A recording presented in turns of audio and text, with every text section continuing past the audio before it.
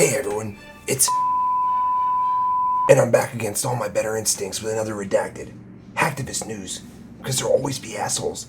Those assholes will always spring leaks, and someone needs to be there to shovel all the shit, because it seems like sometimes the US election system is drowning in it. Election fraud does exist by election jurisdictions across the country. You can look at Maricopa, Arizona. Yesterday, thousands of people in Arizona's Maricopa County waited in line for 3, 4, some 5 hours to vote. 5 hours. Right now, we're following a controversy, though, involving more than 100,000 Democrats who were purged from voter lists. The New York Mayor, Bill de Blasio, calling for an investigation. Everybody already knows that voter disenfranchisement erased registration, and Jim Crow-style ID laws prevent people from voting thanks to that cockatoo in a suit. But most of us feel secure after our votes are actually counted, and we feel secure when major news networks tell us who or what has won each state. But what you don't know is that these news reports aren't based on votes at all, but exit polling. Basically, you're asked right after you vote to say who you chose, allowing news networks to effectively determine winners well in advance. But some digging from Reddit community shows that exit polling has widely deviated from final results, swerving upwards of 10 and 15 points off in some states. While there's always a threat of bad surveys, one can't help but watch videos like these and wonder if there's foulness afoot, because as voters are tallied up for real later, they're forced to match up with exit polls. The General Assembly enacted a 5% audit to give the citizens an assurance that their votes are being counted correctly. We went in, Who's Counting Chicago and Illinois Ballot Integrity took dozens of citizens into the Chicago Board of Elections to audit the audit.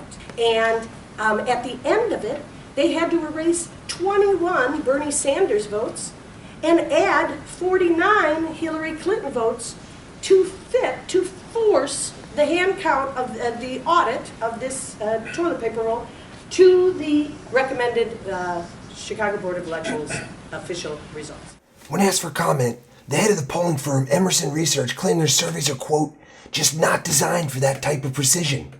Their surveys, and like any other survey, they have a margin of error. Emerson Research admits they just guess the votes of people who say no thank you based on their race, gender, and age.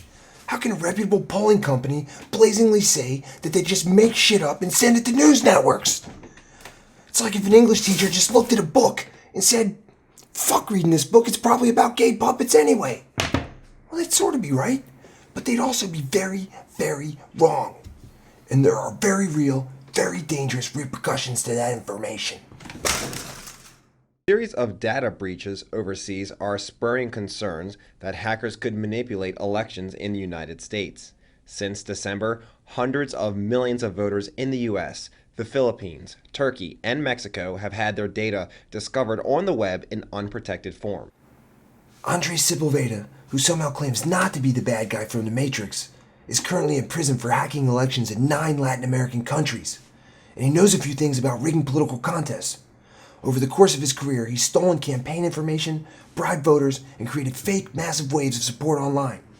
He wrote code that summoned armies of fake Twitter accounts to attack and defend candidates' causes. He did it all through back channels, political consultancies groups, and middlemen, including firms from Miami, Florida. Because if there's one thing Florida is known for other than fucking youth and fucking elderly, it's voter fraud. The scary thing, however, is that this has moved beyond faulty voting machines and dubious contractors. It's bad enough when the voting machines are hackable. Today, the entire political discussion is under the thumb of the highest bidder. Which makes me wonder why Hillary Clinton's super PAC just spent over $1 million to shape online messaging and discourse, which were the exact same tactics of Sepulveda. The only thing is, they actually sent him to jail for it. 5% of the country votes with machines like this, right? Yes, that's right. And you are able to hack into it in 10 seconds. Record of every vote. Right. 3 votes for George. But the computer virus went and switched the votes inside the computer's memory. Right. And when you see this result, what you see, look at the tape right here. Hold it right there very carefully. 1 vote for George Washington and 2 for Benedict So Arnold. you're saying that hackers... Don't think the troubles of a few Latin American democracies mean much to us? Wondering if they're connected to fraud in Arizona and New York? Just talk to Sepulveda.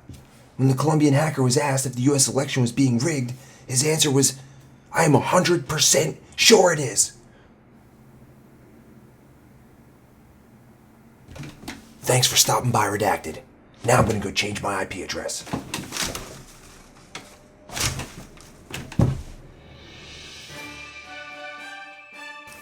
Have no life? Nothing to do? Hanging out in your mom's basement like me?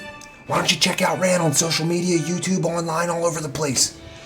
Just make sure no one's following.